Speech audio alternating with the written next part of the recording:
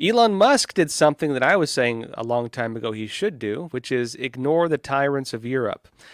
Here we have a story that Elon Musk is saying no to European censors. It says here, the EU's actually I'll show you the Twitter tweet right here, and I'll read you the quote. It says Twitter leaves EU voluntary code of practice against disinformation, but obligations remain. You can run, but you can't hide. And that's Thierry Breton, the European Union's internal market commissioner. You can run, but you can't hide, Elon Musk. You can run from the tyrants of Europe. The censors are coming for you, but you cannot hide. He says, beyond voluntary commitments, fighting disinformation, which oftentimes means actually real information, by the way. Under DSA, as of August 25th, our teams will be ready for enforcement. And he said, and if an EU official told Euractiv that the bloc is, quote, waiting for this, and it was purely a matter of time. So, Europe is coming for Elon Musk. The nihilists are after him. They believe in nothing. They believe in nothing, Musk. And they're coming for him. So, anyways, we'll see what Elon Musk does. I'm still kind of on the fence with him, to be honest. I get the sense he's more like a libertarian. I think he's doing many good things, in all honesty. I think he is doing many good things. At the same time, I'm still on the fence and waiting to see how he does. Last I saw, he did just land in China on his private jet, so I don't know what he's talking with them about. And of course, he has maintained his stance that he believes very deeply in free speech. He seems to really stand by his commitment to free speech.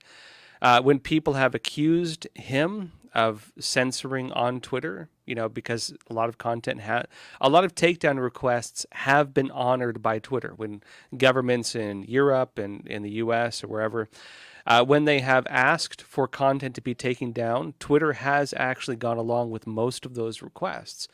And I saw, some tweets where people were calling out Musk, saying, "Hey, why are you doing this?"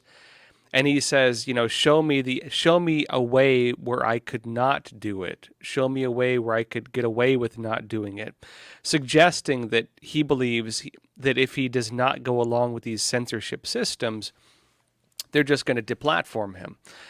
This was some of the controversy he ran into in Turkey, for example, where, you just had Erdogan, I'm probably saying his name wrong, win the election there, the Turkish prime minister. And Elon Musk was criticized for censoring on behalf of the Turkish government. And Elon Musk is like, well, it's better to be there at all and be kind of censored than to not be there at all. I'm concerned with that thinking only because we've seen, well, for many reasons, but because we've seen that previously. That was the original excuse that was used by a lot of these platforms to go along with censorship policies, including with China. The thinking is, well, it's better to be there a little bit than not be there at all. And if you have to abide by government censorship, so be it. My counterpoint to that would be, is it better to have half-truths that only show one side of a story that misleads the public? Or is it better to not be there at all and allow people at least some other forms of debate? It's only because people go along with those requests to remove accurate information in many cases that this type of censorship is even allowed to take place. If people took a stronger stance based on a strong principle and openly called out such actions to try to censor people and remove counterpoints and counter arguments, which are often true in the long run, and many, well, not all of them, but many have been shown to be true later. I'm a living example of this. How many times have I said things that go against the grain, and I was attacked, viciously, and I turned out to be right. Spygate, COVID origins, vaccine safety, I could go on.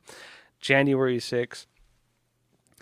In my opinion, it's better to keep your principles. It's better to allow no debate on such platforms than to stifle half the debate, because when you stifle half the debate, all you are is a propaganda network.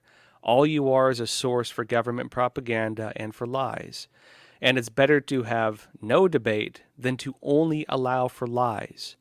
If you're stifling truth And allowing lies to stand, you're merely a network that perpetuates lies.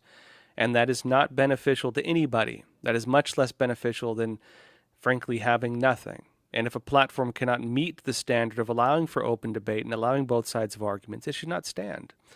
My personal stance, because again, if you censor like that, you're not allowing for the debate that is necessary for truth to be upheld. And I think it's more damaging to society to have something like that. My personal stance. That said, good on Elon Musk for standing up against Europe and the censorship establishment there. It's also the problem we have, just generally speaking, with globalism, where the lowest common denominator becomes the dictator of the world. The lowest common denominator can say, hey, your content in America violates the rights in like North Korea or like communist, France or whatever. And I should be nicer to the French. They're okay. Socialist French.